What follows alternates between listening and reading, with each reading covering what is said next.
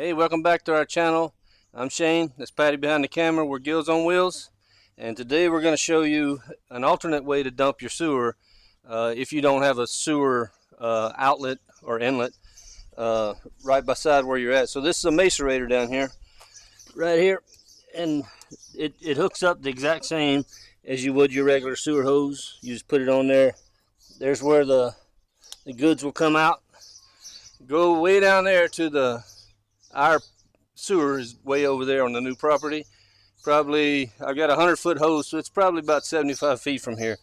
Uphill a little bit, and this thing will pump it from here uphill and down into there, and it's fairly easy. So we'll start hooking it up, and I'll show you how to turn it on, how to plug it into the battery around front, and yeah, we'll dump some sewer out.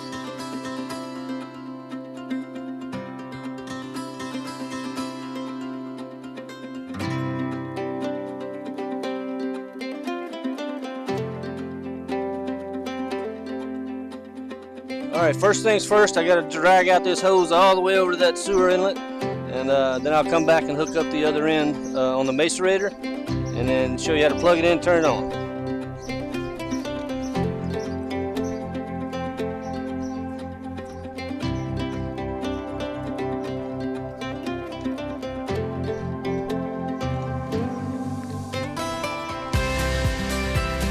Alright, so we're down here, the macerator's over there. This is our sewer outlet. The same as standard camper 4-inch outlet. And that's what we're going to do. Just stick that right in there. And then we'll go hook up the other side.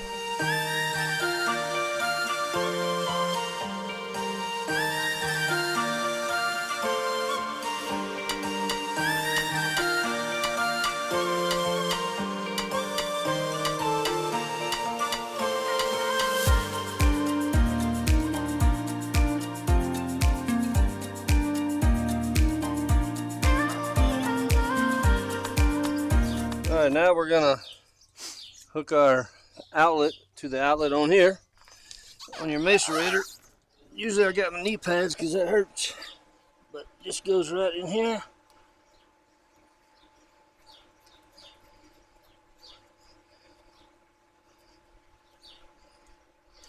Okay, this is our little Rhino, I guess, macerator kit we have from Camco. And what I need is this big long cord right here for first.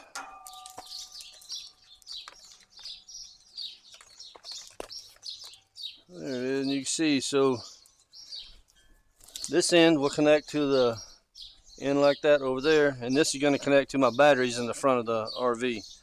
But it also comes with like a little clear elbow that you can use on there, screw in, whatever, washout hose.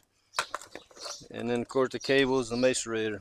Okay, so we're going to hook this end up first, not the battery end. We're going to hook up this side.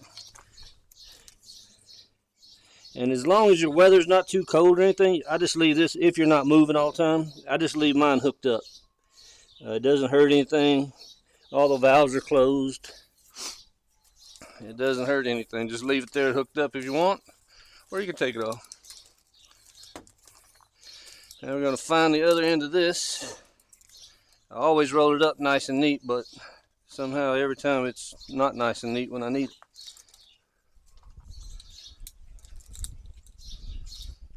Alright, so we're going to go around here to the front where my batteries are. And we're going to plug, of course, red to positive, black to negative.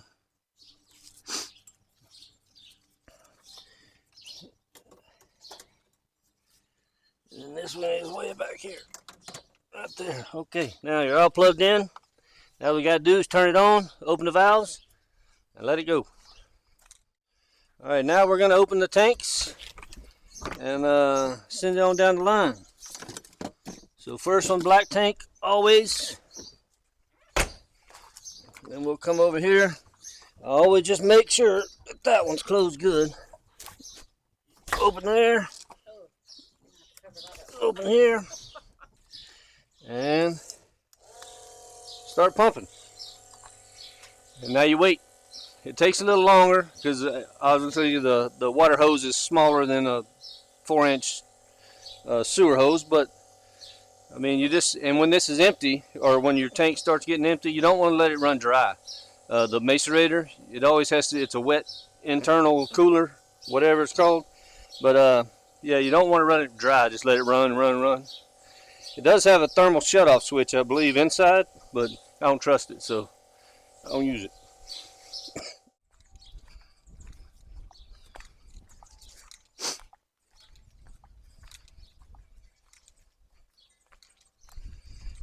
And then right here is I always like to verify that, yep, it's pumping. So we just let it run and go on to the sewer down the road somewhere. All right, so if you don't know basically what this, well, not basically, really what it does, what this macerator does, it's actually a garbage disposal. If you look down in it when you have it off, you'll see the little metal things just like in a garbage disposal, and it'll chew up anything. But like most people do anyway, I always do the black first, and then do the sink gray, and then the shower gray. And that way, if there is a little bit of drip when I unscrew it and take it off, it's just shower water. It's not going to hurt anything. So if you can, or if you get into the groove of the thing of just doing the black first, and it makes it way easier after if there is a little accident. Okay, so missed a little bit of part. So the black tank is empty. Now I've just pulled the one for the kitchen sink is my next one right here, and then this will be for the shower and the bathroom sink. We'll follow that. But some people only have 2 tanks, and that's fine. Just do your black, then your gray. You don't have to go in 3 order. But we have to have 3 tanks, and that's why I do it in that order.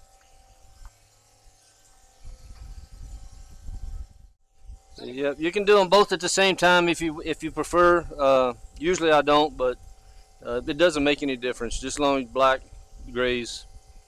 And then after my black, what I did was I hooked up to here and I back flushed it a little bit, because a lot of times if you're watching and it's going down and it just shuts off, that don't mean your tank's empty. That means you've got toilet paper clogged in there or something. So usually it's a good idea to back flush it.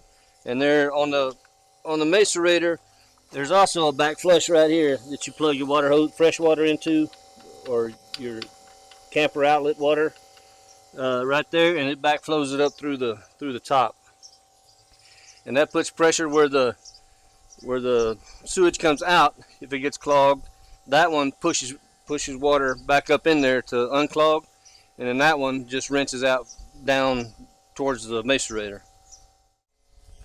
So these campers, mostly, some of them are on the outside, some are inside, but they come with this little back flush thing. Well, the reason I got this on here is usually because I hook them together so I can turn them on and off. But I put this little quick disconnect on there, and then on the end of the hose.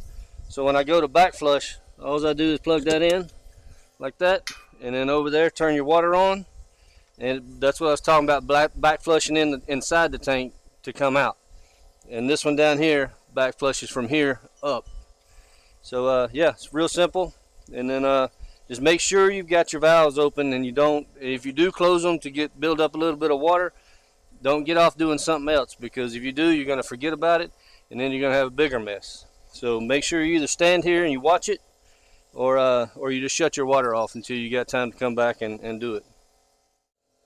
And it's real simple with the disconnect, and you see, push it on, and then it just pulls off, and they don't leak or anything. So these are kind of handy. You don't have to have them. The black piece on the back right there, right here, you can just plug straight into there, and it does the same thing. This just makes it a little easier. I'm lazy, so easier the better.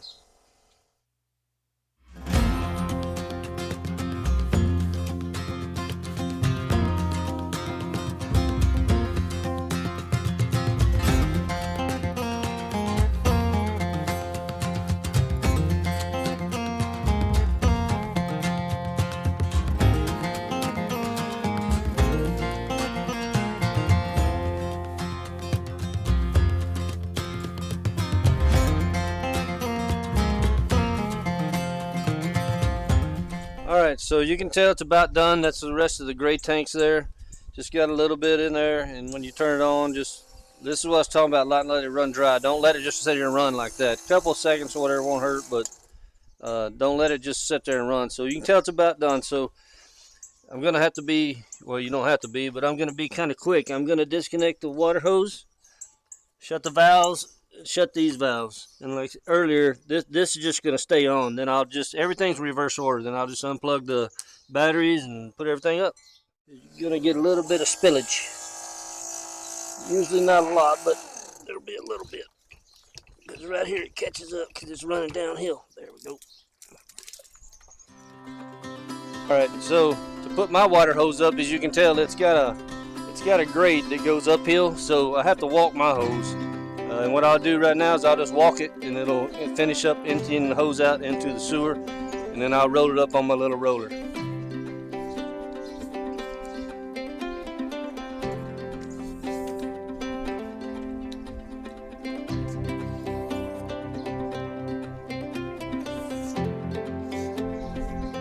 And this is way more convenient. I know it looks like a lot, way more convenient than having to hook up, carry your camper to the campground down the road somewhere to dump and all that. You can do it right here. A little extra, but it's well worth not having to move that thing every time.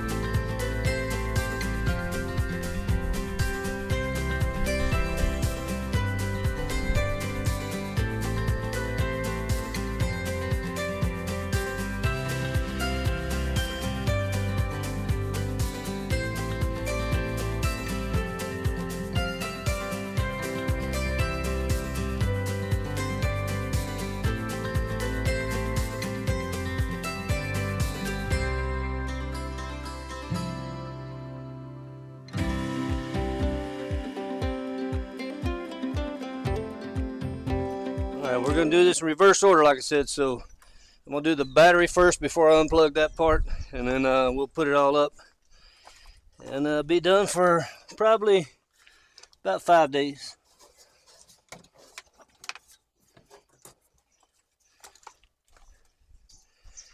And with these connectors and stuff that go to this, they sell extensions and all that, like at Ace Hardware or True Value, anywhere, so you can get as long as you need if you want, but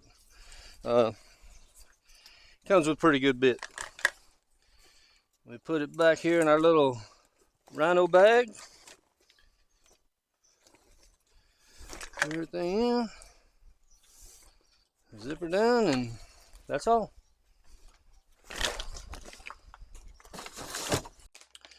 Alright, so now that we've dumped all our tanks and everything, I always put a cleaner. There's a lot of people that use those little, well, some of them little liquid bottles, some of them little tablets. They throw the whole thing in there. We found that this works best for us, the RV Digest It. And they have different ones. Clean it, flush it, all kinds of stuff. They're these little bitty pouches. And you use one. I use one on my 50-gallon tank. And they seem to break down a lot better, the toilet paper and waste and everything. But yeah, just a little RV Digest It by Unique, and you just same thing. The directions are on the back, but you fill your toilet bowl up, flush this down, or put this in, flush it down, and then just add a little bit more water, you know, like you would do with the other ones also. But this one really breaks stuff down a lot better than any of the other ones I've seen. So we're gonna do it. Alright, so right now I'm filling the toilet. You just hold it down like halfway or whatever and fill it. I don't have my glass. Oh, there it is. I don't have my glasses on, so I couldn't see that. Just tear the little perforated thing off. You can pour the whole thing in, and that's it. Then we're gonna, when this fills up, we're gonna flush it down, and then I'll add probably another, I don't know, maybe a toilet bowl full, maybe 2. So there we go. There's one, and then I'll probably do it 1 or 2 more times, and then especially now that we're gonna be gone, we're leaving for a few days. The more this sits, the better. So that'll be good for leaving it sit for 2, 3, 4 days, however long we're gone. And then next time we dump, it'll be all good. No big old clogs of toilet paper or anything. All right, everybody. Thanks for stopping by our channel. I hope you learned something maybe from the Macerator sewage dump. We appreciate everybody watching, and don't forget to like, subscribe, and comment, and we'll see you out there.